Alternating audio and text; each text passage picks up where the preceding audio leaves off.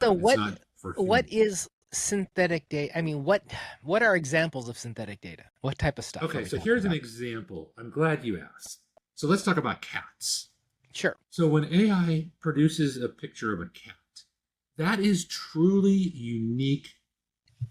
That's a unique picture of a cat. It's not like it's copying another cat. It's not even like it's taking seven pictures of cats and somehow merging them together. It's basically going on and looking at thousands of pictures of cats and trying to distill down to the essence of what a cat is, like the pattern, like almost like the DNA of what a cat is. And then you say, I want a picture of a cat, and I want a gray cat sitting on a park bench. And it takes all that information and truly synthesizes a new picture of a cat.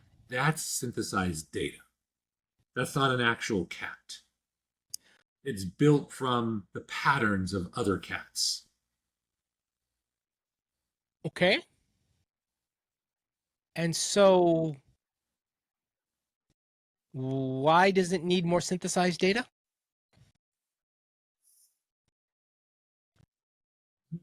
Why, Good so question. question, why do we need synthesized data? And in that scenario, isn't the synthesized data being created from existing data?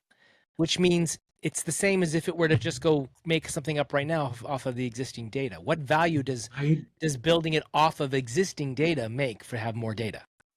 I don't know. That's a really good Yeah. question. So I understand we talk about synthesized data. I had assumed synthesized data was me creating a data set that I want to represent the information it's going to use. So we talked about that biased data set. So if I've got a biased data set because it's from the 1950s and we had more racial outcomes than we do today, and we want a better balance, I would synthesize a new data set that had the right representations of blacks and whites and Asians and Hispanics and the like.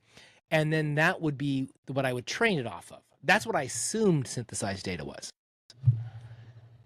Yeah, and I don't know much about that because I just saw the video today and it's the first time I've come across Okay. that idea. So I'll look at that I because don't know the answer. I told you I went over RAG and vector databases, and so I had this Yeah. when we were at that the school's open house yesterday, and we went to my daughter's in geometry, and up on the board they had statistics and they had geometry, and I was thinking of those vector databases, and I'm going to imagine someone is actually using this to figure out how to make AI intelligent.